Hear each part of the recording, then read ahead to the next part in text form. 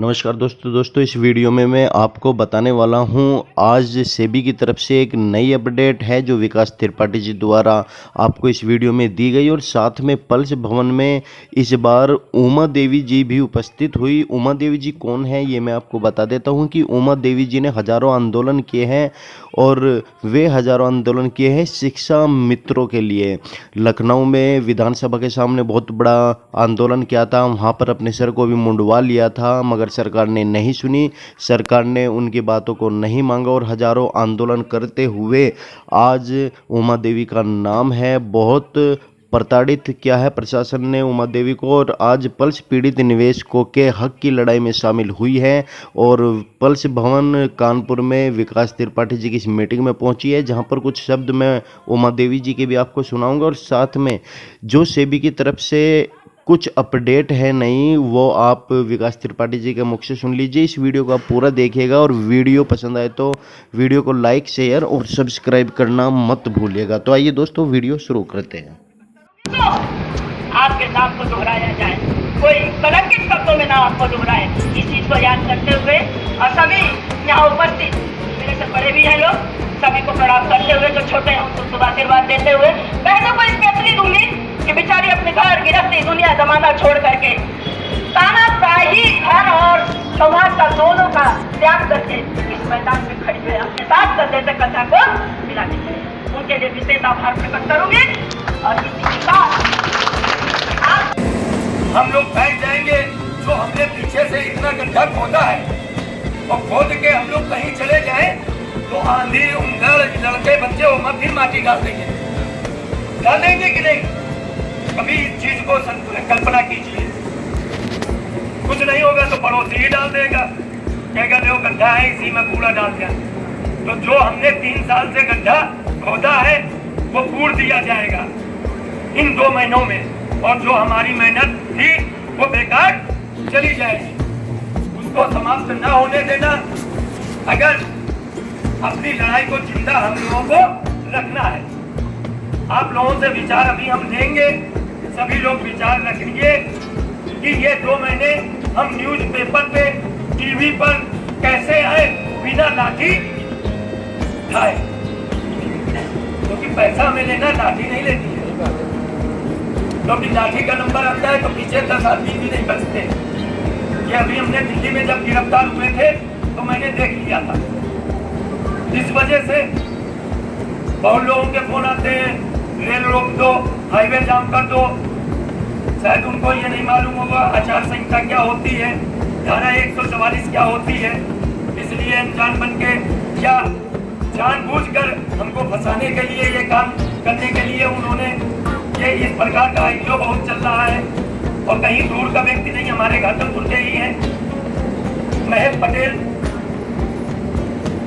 अगर आदमी कहीं पर भी आईपीओ डालेगा, विकास त्रिपाठी के पास में ऑल ओवर इंडिया क्या आज सऊदीया से लेके कई विदेशों में हमारा नंबर पहुंच चुका है और बाकायदा उनसे बातचीत होती है, क्योंकि वो भी पीड़ित परिवार के व्यक्ति है।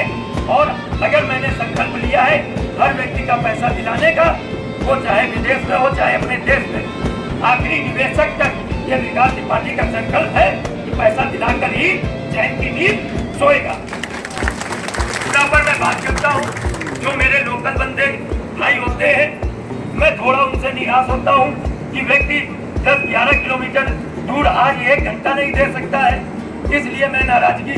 अभी भी फोन देखो चालू है, आने वाले आ रहे हैं, देख लीजिए बज रहा है। तो समस्या इस चीज की है कि व्यक्ति यहाँ पे ना आकर फोन पर जानकारी वो दिल्ली और बम्बई अपने आंदोलन को जिंदा रखने के लिए कैसे करेगा। कल की डेट में आवेदन करने के बाद में क्या विश्वास है कि हमारा पैसा मिल जाएगा? है किसी को विश्वास? जरा कीजिए हाथ, कितने लोगों को विश्वास है? अगर 2.5 वाले 2 फरवरी 2018 को आवेदन हुए थे, 2 फरवरी 2018 को 1,43,00,000 आदमी था 2.5 वाला, जिनका कितना पैसा जमा था। और आज इन्होंने इतने बड़े वाले पैसे वालों को भी खोल दिया। आपने पिछले आवेदनों का हिसाब नहीं किया और नया कैसे आपने खोल दिया, ये मांगने की बात है। हर बार हम आपको दिल्ली बम्बई नहीं बुला सकते, जो व्यक्ति यहाँ पे नहीं आ सकते सकता है। इतना तो एक केबिन में भटका था आदमी जितना यहाँ पे है, और 3 खंड की बिल्डिंग है। आदमी को जगह नहीं रहती थी पैर रखने की, और फोन पे फोन करते रहेंगे कि भाई साहब बताइए। इसलिए मैं नाराज होता हूँ। मैं भी जानता हूँ व्यक्ति दुखी है, पीड़ित है, इसलिए मेरे से जानकारी करना चाहते हैं। मेरे को गुरूर नहीं है, अहंकार नहीं है कि मैं इस लड़ाई को और लड़ रहा हूँ, मेरे को जानकारी है, मैं क्यों दूं। और पीड़ा इस बात की होती है कि कानपुर का लोकल व्यक्ति जब आज यहाँ पे नहीं आ सकता है तो अपने पैसे के लिए दिल्ली और मुंबई या लखनऊ कैसे जाएगा, सोचने की बात है। इसलिए मैं नाराज होता हूँ। बुरा लगता है तो क्षमा करना, छोटा हूँ, बहुत बड़ा या कभी नेता नगरी नहीं, केवल यहाँ पे मैंने अपने परिवार का पोषण करने के लिए यहाँ पे मैं कार्यकर्ता के रूप में जुड़ा था। कोई शौक नहीं था। आज यहाँ पे दरी बिछाकर और दर दर हर नेताओं के घरों के चक्कर में लगा रहा हूँ। कभी सांसद के पास कितने लोग बैठे हुए हैं कि आज से पहले पल से PSL के पहले आप किसी सांसद से अपने काम के लिए गए हो,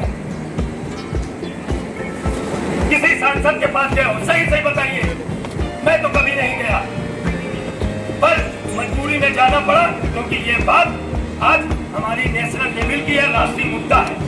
सांसद कोई गली और नाली और रोड का काम नहीं होता है सांसद का, उसके लिए पार्षद और विधायक होता है। सांसद का जो कार्य होता है, हमारे जैसे मुद्दे, ये बड़े मुद्दे हैं।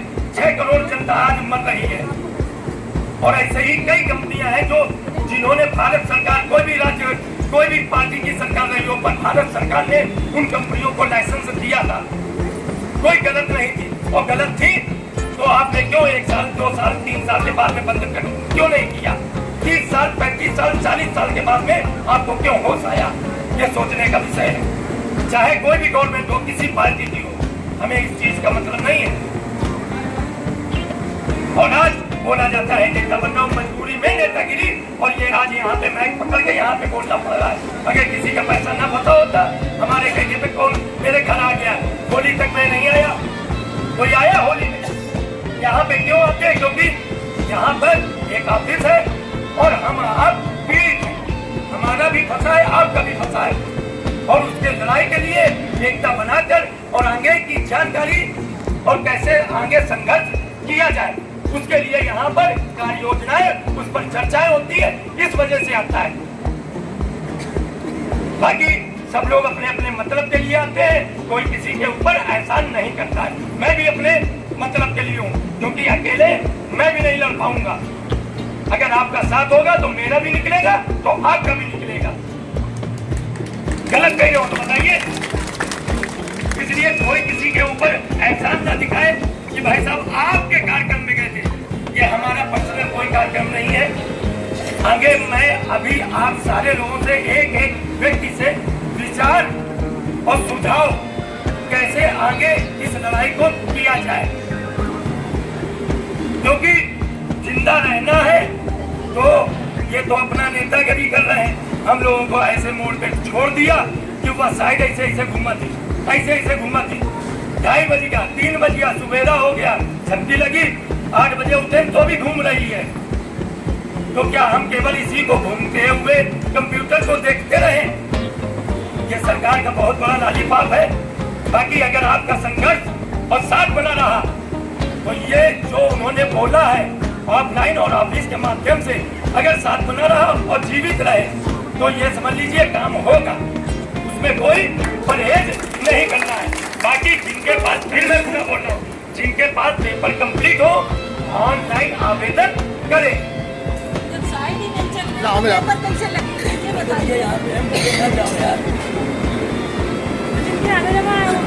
यही आप थोड़ा लेट आई, यही मैंने बताया कि 18 से 23 तारीख में एक पेपर कंप्लीट हमारे आलम जी ने किया।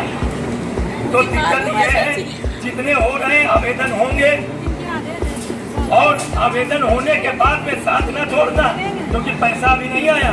और जो उन्होंने बोला है कि केवल अभी मूलधन, क्योंकि जो उनके पास प्रॉपर्टी टिकी है, जितना फंड आया है उसका वो लोन अभी केवल मूलधन देंगे।